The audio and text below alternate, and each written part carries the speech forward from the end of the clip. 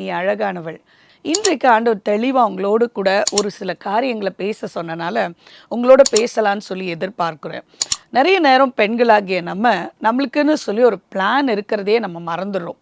நம்ம நிறைய பேரோட பிளானில் ஒரு பார்ட்டாக இருக்கோமே தவிர, நமக்கென்று தேவன் வைத்திருக்கிற அந்த ஒரு அழகான திட்டம், தேவ திட்டம், அதை நம்ம மறந்துடுறோமோ அப்படின்னு சொல்லி தோணுது. நிறைய பெண்கள் இடத்துல பேசும்போது அவங்க வாழ்க்கையை குறித்ததான ஒரு புரிதலும் இல்லை. நிறைய அவங்களோட வாழ்க்கையில் என்ன சாதிக்க போகிறோம், என்ன செய்ய போகிறோம் அப்படின்னு அவங்களுக்கு தெரியலை. நிறைய நேரம் நம்ம சார்ந்து இருக்கிற வாழ்க்கை தான் வாழ்கிறோம். அதில் தவறு இல்லை. கண்டிப்பாக நம்மளுடைய கணவர், நம்மளுடைய தந்தை, நம்மளுடைய மகன், இப்படி நம்மளை சுற்றி நிறைய பேரை நம்ம சார்ந்து நம்ம குடும்பத்தை சார்ந்து வாழ்கிறோம். அதில் தவறு இல்லை. ஆனால் தேவன் நம்மளை இந்த உலகத்தில் ஒரு நோக்கத்தோடு படைத்திருக்கிறார். அதிலிருந்து நம்ம வெளியே வரவே முடியாது. ஒரு நாள் ஆண்டவருடைய சமூகத்தில் நம்ம போய் நிற்கும்போது அந்த நோக்கத்தை நம்ம நிறைவேற்றினோமான்னு சொல்லி அவர் நிச்சயமாக கேட்பார். நம்ம வாழ்க்கையை குறித்து, நம்ம நேரத்தை குறித்து, நமக்கு கொடுக்கப்பட்ட தாளந்துகளை குறித்து, நமக்கு கொடுக்கப்பட்ட வாய்ப்புகளை குறித்து நிச்சயமாக நம்ம கணக்கு கொடுக்கணுங்க.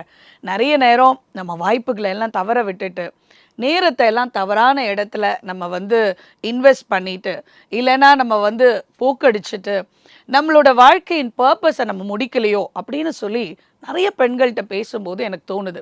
அதனாலேயே என்னவோ தெரியல, ஆண்டவர் இந்த காரியத்தை நம்மளோடு கூட பேச சொன்னார். இன்றைக்கு அதனால திட்டம் அப்படின்ற ஒரு காரியத்தை குறித்து இந்த வருகிற சில வாரங்களாக நான் பேசணும்னு சொல்லி யோசித்தேன். நம்மேல் இருக்கும் தேவ திட்டம். நம்ம மேலே, ஒவ்வொருத்தர் மேலேயும் தேவன் அழகான ஒரு திட்டத்தை வைத்து தான் இந்த உலகத்தில் அனுப்பியிருக்கிறார். இதற்காக தான் இயேசுவே இந்த உலகத்தில் வந்தார். இயேசு உங்களுக்காக ஜீவனை கொடுத்து உங்களை திருப்பி மீட்டெடுக்கிறார்னா, நீங்களும் நானும் எவ்வளோ விசேஷித்தமானவர்கள் அல்ல. He has given his only son and has given his only life for us.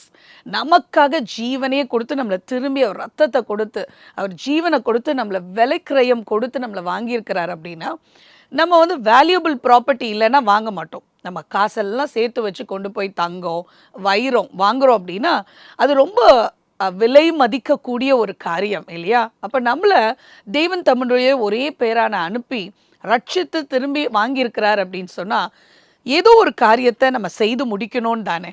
நம்மளை தேவன் ஒரு திட்டத்தோடு தானே வைத்திருக்கிறார்.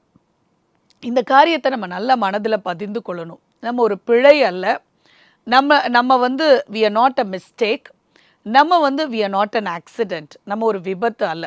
ஏதோ எப்படியோ தெரியாமல் அந்த உலகத்துக்கு வந்துட்டோம் அப்படின்னு கிடையாது. ஏதோ ஒரு சும்மா எப்படியோ நம்ம பேரண்ட்ஸ் நம்மளை நினச்சனால, இல்லை ஏதோ ஒரு விபத்துலேயோ ஒரு பிழையோ நம்ம கிடையாது.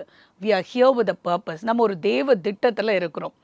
ஒருவேளை நம்மளை சூழ இருக்கிறவர்கள் நம்மளை கொஞ்சம் குறைவாக பார்க்கலாம், நம்மளை ஒன்றத்துக்கும் லாய்க்கில்லாதவர்களாக பார்க்கலாம், நம்மளை விலை மதிக்கக்கூடியவர்களாக இல்லாமல் பார்க்கலாம், நமக்கு கொடுக்க வேண்டிய மரியாதை, மதிப்பு இதெல்லாம் கொடுக்காமல் இருக்கலாம். ஆனால் அப்படி ஆண்டவர் நம்மளை பார்க்கறதில்ல. ஒவ்வொரு பெண்ணையும் தேவன் விலை மதிக்க முடியாத ஒருவராய் பார்க்கிறார். Every women has a purpose. கண்டிப்பாக ஒரு தேவ திட்டம் இருக்கிறது. எரேமியா 1:5 நான் வாசிக்கிறேன், ரொம்ப அழகாக இருக்குது. எரேமியா தீர்க்கதரிசியோட தேவன் பேசும்போது தேவன் இதே மாதிரி ஒவ்வொருத்தருக்கும் திட்டத்தை வைத்திருக்கிறார். 1:5 இப்படியாக சொல்லுகிறது, நான் உன்னை தாயின் வயிற்றில் உருவாக்கும் முன்னே உன்னை அறிந்தேன். ஸோ நம்மளை உருவாக்குறதற்கு முன்னாலேயே அறிந்த ஒரு தேவன். ஒருவேளை நம்ம பிறந்ததுக்கு அப்புறம் தான் நம்மளுடைய தாய்க்கும் தகப்பனுக்கும் நம்ம அறிமுகமாகிறோம். ஆனால் தேவன் நம்மளை உருவாக்குறதற்கு முன்னாலேயே நம்ம பெயரை வச்சுட்டாரு. நம்மளுக்கான அழகான திட்டத்தை எழுதி முடித்து விட்டு தான் அவர் முடிவிலிருந்து ஆரம்பத்தை ஆரம்பிக்கிறார். அதனால்தான் முன்னாலேயே அவங்க அப்பா அம்மா கிட்ட ஈசாக்குன்னு பேர் சொல்லு, ஏசுன்னு பேர் வையே, இல்லை இவங்களுக்கு யோவான்னு பேர் வையின்னு சொல்லி பேரு கூட ஸ்பெசிஃபிக்காக ஆண்டவரால் சொல்ல முடியுது. அதான் இல்லாதவைகளை இருக்கிறவைகளாக அழைக்கிற ஒரு தேவன் நம்மளோட தேவன். ஸோ ஆண்டவர் உங்களுக்கு ஒரு பெயர் வைத்து உங்களுடைய சரித்திரத்தை எழுதி முடித்ததுக்கு அப்புறம் தான் நீங்கள் ஒரு கருவாகவே உருவானீங்க. பாருங்கள், தீர்க்கதரிசிகிட்ட சொல்கிறார், நீ கர்ப்பத்திலிருந்து வெளிப்படும் முன்னே நான் உன்னை பரிசுத்தம் பண்ணி உன்னை ஜாதிகளுக்கு தீர்க்கதரிசியாக கட்டளையிட்டேன். ஸோ ஆண்டவர் நம்ம எல்லாரையும், ஒவ்வொருவருக்கும் ஒரு சித்தம் இருக்கிறது, ஒரு திட்டம் இருக்கிறது. இந்த திட்டத்தோடு தான் பேக்கேஜ் பண்ணி இந்த உலகத்துக்கு அனுப்பி இருக்கிறார். நிறைய நேரம் ரொம்ப பரிதாபமான காரியம் என்ன தெரியுமா? இந்த திட்டத்தை நம்ம புரிந்து கொள்ளுகிறதே இல்லை. நிறைய நேரம் பிசாசு சொல்கிற காரியங்களை அப்படியே நம்ம நம்பிடுறோம். நம்மளை சூழ இருக்கிறவர்கள் நமக்கு கொடுக்குற, நமக்கு சொல்லப்பட்ட காரியங்களை அப்படியே உறுதியாக பிடித்து கொள்ளுகிறோம். நீ எதுக்கும் லாய்க்கில்லை, உனக்கு எதுவும் வராது, உனக்கு பேச வராது, நீ சத்தமாக பேசுகிற, உனக்கு என்ன தெரியும், வாயே திறக்காத, பேசாத, இப்படியே சொல்லி சொல்லி சொல்லி சின்ன வயசுலேருந்து நம்மளை வளர்க்குறனால நம்ம நினச்சிக்கிறோம் நம்ம எதற்குமே பிரயோஜனம் இல்லாத ஒரு காரியம். நம்ம இப்படியே ஒரு ஓரமாக இருந்துட்டு எல்லாருக்கும் சேவை செய்துட்டு போயிடலாம். இல்லவே இல்லைங்க. அப்படி நினச்சிருந்தா நிறைய பெண்கள் இன்றைக்கு சாதிச்சிருக்க முடியாது. என் வேதத்தில் கூட நிறைய பெண்கள் இருக்காங்க. எஸ்தர் இருக்காங்க, ரூத் இருக்காங்க. தேவன் மெனக்கட்டு அவங்களெல்லாம் ஏன் பதிவு பண்ணி வைத்திருக்கிறார் என்றால், பெண்களுக்கும் ஆண்களுக்கும் எல்லாருக்குமே ஒரு திட்டமை நான் வைத்திருக்கிறேன் என்று சொல்லி.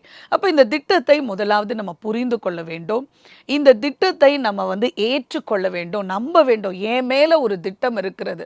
ஒருவேளை என்னை சுற்றிலும் அது நடக்காத மாதிரி இருக்கலாம், எனக்கு அதற்கான சூழ்நிலை இன்னும் கைகூடி வராமல் இருக்கலாம், இன்னும் என் வாழ்க்கையில் எந்த ஒரு பெரிய ஒரு காரியமும் நடக்காமல் இருக்கலாம், ஒரு சக்ஸஸ் நடக்காமல் இருக்கலாம், ஒரு பெரிய ஓப்பனிங் வராமல் இருக்கலாம். ஆனால் அதனால் இன்னும் என் வாழ்க்கை முற்றுப்புள்ளி வைத்தது அல்ல அப்படின்றது கிடையாது. we can really go ahead. இந்த நேரத்தில் நான் ஒரு விதையை குறித்து சொல்ல விரும்புகிறேன். நீங்கள் பார்த்தீங்கன்னு சொன்னால், ஒரு வெந்தய விதையோ இல்லை கடுகு விதையோ உங்கள் கையில் ஒரு விரலில் எடுத்து உங்கள் கிச்சனில் போயிட்டு எடுத்து உங்களுடைய கையில் வச்சுக்கோங்களேன். கையில் கூட வைக்க முடியாது, ஒரு விரலில் தான் வைக்க முடியும். ஒரு வெந்தயத்தோட ஒரே ஒரு விதை, அதை எடுத்து பாருங்கள். அதை நான் நிறைய இடத்துல நான் கேட்டிருக்கேன்.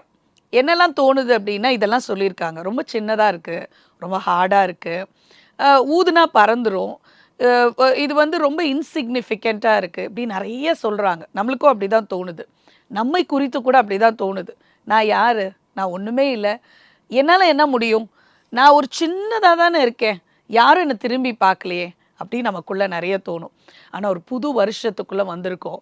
அந்த விதையை ஆனால் நீங்கள் பாருங்கள், அது நிலத்தில் போடும்போது அது உடஞ்சி வளரும்போது ஒரு பெரிய மரமாக வரத்துக்கு வாய்ப்பு இருக்குது. அதே போல் உங்களுக்குள்ள ஒரு பெரிய திட்டத்தை தேவன் வைத்திருக்கிறார். இந்த ஒரு குட்டி விதையில் அவ்வளோ பெரிய திட்டத்தை தேவன் வைத்திருப்பார். ஆனால் உங்கள் வாழ்க்கைக்கு எப்படி ஒரு திட்டம் இல்லாமல் ஆண்டவர் அனுமதிச்சிருப்பார்? இந்த உலகத்தில் ஆண்டவர் உங்களை வரவழைத்திருப்பார். So you have a greater plan inside of you. உங்களுக்குள்ள ஒரு பெரிய பேக்கேஜ் இருக்குது, உங்களுக்குள்ள ஒரு பெரிய லைஃப் இருக்குது. It's a very wonderful and a grand and a master plan. பாருங்கள், ஒரு சின்ன தாவீதுக்குள்ள அவங்க அப்பா நினச்சாரு, ஓகே அவன் ஒரு ஆடு மேய்க்கல ராய்க்கு, நீ ஆடு மேய்டா. மற்றவங்களெல்லாம் இராணுவத்துக்கு அனுப்புனவர். ஆனால் தாவீதை நினச்சார், இவன் ஆடு மேய்க்க மாடு மேய்க்க தான் லாய்க்கு, நீ அங்கே போ. ஆனால் தேவன் வச்சுருந்த ஒரு பிரம்மாண்டமான பிளான் என்னென்னா, இஸ்ரவேலுக்கே ஒரு ராஜா. எஸ்தர் ராஜாத்தி எடுத்துக்கோங்களேன். அவங்க பார்த்தீங்கன்னு சொன்னால் ஒரு அனாதை பிள்ளை, அப்பா அம்மா இல்லை, அடையாளமே இல்லை, விலாசம் இல்லை. சித்தப்பா தான் கொண்டு வராரு, சித்தப்பா தான் வளர்க்கிறாரு. அடுத்த வேளை ஏன்னாவது வேணும், விருப்பம் வெறுப்பம் சொல்கிறதுக்கு கூட ஆள் இல்லை. ஆனால் தேவன் அவங்களுக்குள்ள ஒரு பெரிய திட்டம் வைத்திருந்தார். அந்த அந்த இடத்துல ஒரு பெரிய, அந்த தேசத்தில் ஒரு ராணியாக அவளை முடிசூட்டுகிற ஒரு பெரிய பிரம்மாண்டமான திட்டம் வைத்திருந்தார். எஸ்தர் ராஜாத்தி அவங்க அப்பா அம்மா இறக்கும்போது அந்த பாதைகளை கடந்து வரும்போது அவங்க கொஞ்சம் கூட யோசித்திருக்க மாட்டாங்க, இப்படிப்பட்ட ஒரு பிரம்மாண்டமான ஒரு தேவ திட்டம் என் மேலே இருக்குது அப்படின்னு சொல்லி அவங்க யோசித்திருக்க மாட்டாங்க. அதனால் இந்த புதிய வருடத்தில் நீங்கள் பிரவேசித்திருக்கிற உங்கள் மேலே ஒரு பெரிய தேவ திட்டம் இருக்கிறது என்பதை இன்றைக்கு தேவன் உங்களோடு கூட சொல்ல விரும்புகிறார். You are not an accident, you are not a mistake. நீ ஒரு பிழை அல்ல, நீ ஒரு விபத்து அல்ல. அதனால் உன்னை குறித்து தாழ்வாக எண்ணவே எண்ணாதே. தேவன் உன்னை குறித்து ஒரு பெரிய திட்டத்தை வைத்திருக்கிறார். இங்கே இயேசுவை குறித்து நான் சொல்ல விரும்புகிறேன். பாருங்கள், இயேசு பிறக்கிறதுக்கு முன்னாலே மத்தேயு 1:21 அவரை குறித்ததான திட்டத்தை ரொம்ப அழகாக வெளிப்படுத்துகிறார்கள் தேவதூதர்கள். மத்தேயு 1:21 இப்படி சொல்லுகிறது, அவள் ஒரு குமாரனை பெறுவாள், அவளுக்கு இயேசு என்று பெயரிடுவாயாக, ஏனெனில் அவர் தமது ஜனங்களின் பாவங்களை நீக்கி அவர்களை ரட்சிப்பார் என்றார். பாருங்க, இயேசுக்கு ஒரு திட்டம் வைத்திருந்தார் பிதாவானவர். அது ரொம்ப தெளிவாக அவருடைய பெயர், அவருடைய திட்டம் அழகாக வெளிப்படுத்தப்பட்டது. நாமளும் தேவனோடு கூட இணையும் போது, தேவ சமூகத்தில் போய் உட்காரும் போது, இந்த புதிய வருடத்தில் கொஞ்சம் டைம் எடுத்தோடனே பிஸி ஆயிடாதீங்க. இதை செய்யணும், அதை செய்யணும், அதை செய்யணும். கண்டிப்பாக அதெல்லாம் செய்யணும். வீட்டில் உள்ள காரியங்களெல்லாம் நீங்கள் தான் பார்க்கணும். குழந்தைகளை நீங்கள் தான் பொறுப்பெடுத்து கொள்ளணும். உங்கள் கணவரை நீங்கள் தான் பார்க்கணும், உங்களோட வயதான பெற்றோர்களை, உங்களோட அத்தை மாமாவை நீங்கள் தான் பார்க்கணும். ஆனால் அதில் கொஞ்சம் டைம் எடுத்து ஒரு மணி நேரம் ஒரு நாளைக்கு எடுத்து தேவ சமூகத்தில் போய் உட்காந்து, தேவனை என்மேல் வைத்திருக்கிற அந்த திட்டம் என்னன்னு சொல்லி மட்டும் கேளுங்க. நிச்சயமாக தேவன் வெளிப்படுத்துவார். பாருங்க, இயேசு அந்த திட்டத்தை அழகாக செய்து முடித்தார். எரேமியா 29:11 ரொம்ப அழகாக தேவன் சொல்லுகிறார், நீங்கள் எதிர்பார்த்திருக்கும் முடிவை உங்களுக்கு கொடுக்கும்படிக்கு நான் உங்கள் பேரில் நினைத்திருக்கிற நினைவுகளை அறிவேன் என்று கர்த்தர் சொல்லுகிறார். அவைகள் தீமைக்காக அல்ல, சமாதானத்துக்கான நினைவுகளே. பாருங்க, கர்த்தர் உங்க மேல அழகான நினைவுகளை வைத்திருக்கிறார், பிரம்மாண்டமான திட்டத்தை வைத்திருக்கிறார். ஸோ இந்த திட்டத்தை நிறைவேற்றுவதற்கு அவர் நிச்சயமா உதவி செய்வார். ஆங்கிலத்தில் ரொம்ப அழகா இருக்கு, the plans I have, the plans to prosper you. இல்லை, உங்களை கெடுக்கிறதுக்கு இல்லை. ஆனால் இந்த திட்டத்துக்கு விரோதமாக பிசாசு வருவான். அவனை எதிர்த்து நின்று கொண்டே இருக்கணும், அவனை தள்ளிட்டே இருக்கணும். அவன் நெகட்டிவ் தாட்ஸ் கொடுத்துட்டு இருப்பான். உன்னால் முடியாது, உன்னால் வராது, உனக்கு செய்ய முடியாது, நீ ட்ரையே பண்ணாத அப்படின்னு சொல்லி நிறைய பேர் மூலமாக பேசுவான். அவனை எதிர்த்து நில்லுங்க, தேவனுக்கு கீழ்ப்படிங்க. ஸோ இன்றைக்கு நான் உங்ககிட்ட சொல்ல வேண்டியதெல்லாம், தேவன் உங்கள் மேலே ஒரு திட்டம் வைத்திருக்கிறார். இதை நீங்கள் விசுவாசிக்க வேண்டும், அதற்கு நீங்கள் ஒப்பு கொடுக்க வேண்டும். இந்த 2 காரியத்தை நீங்கள் செய்தீங்கன்னா போதும்.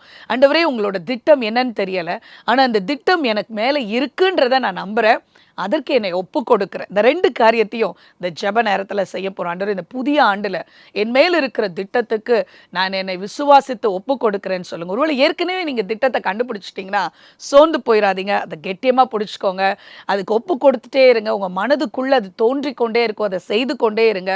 ஆண்டவர் உங்களை ஆசீர்வதிக்க போகிறார். ஜெபிக்கலாமா?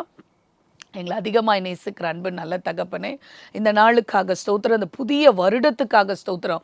ஆண்டவரே, வருஷத்தை நன்மையால் முடிசூட்டுகிற ஒரு தேவன், 365 நாட்களை எங்கள் கரங்களில் கொடுத்துருக்குறீங்க அப்பா. இந்த நாளில் நாங்கள் ஆண்டவரே இந்த பெண்களோடு இணைந்து நான் ஜெபிக்கிறேன் அப்பா. ஒவ்வொருவர் மேலும் ஆண்டவரே, அது வயதானவர்களோ, இளம் பெண்களோ, சிறிய பெண்களோ, நடுத்தர பெண்களோ, எல்லாருக்கும் தேவன் ஒரு திட்டத்தை வைத்திருக்கிறீர். அந்த திட்டத்தை புரிந்து கொள்ளவும், அதை விசுவாசிக்கவும், அதுக்கு ஒப்பு கொடுக்கிற ஒவ்வொரு பெண்களையும் இந்த ஆண்டவரே ஆண்டுல நீர் வல்லமை எடுத்து பயன்படுத்தும்படியா ஜெபிக்கிறோம். அவர்களுக்கான வாயிற் கதவுகள் அப்பா விரிவாய் திறக்கும்படி ஜெபிக்கிறேன். அவர்கள் மேல் உம்முடைய அபிஷேகம் தங்கும்படி ஜெபிக்கிறேன். அவர்களுக்குள்ள இருக்கிற வரங்களை எல்லாம் மணல் மூட்டி எழுப்பும்படி ஜெபிக்கிறேன். ஆண்டவரே, எடுத்து எங்கள் பெண்கள் ஒவ்வொருவரையும் உம்முடைய நாம மகிமைக்காக, எங்க தேசத்தின் ஆசீர்வாதத்திற்காக நீங்க எடுத்து வல்லமையா பயன்படுத்துங்க தகப்பனே.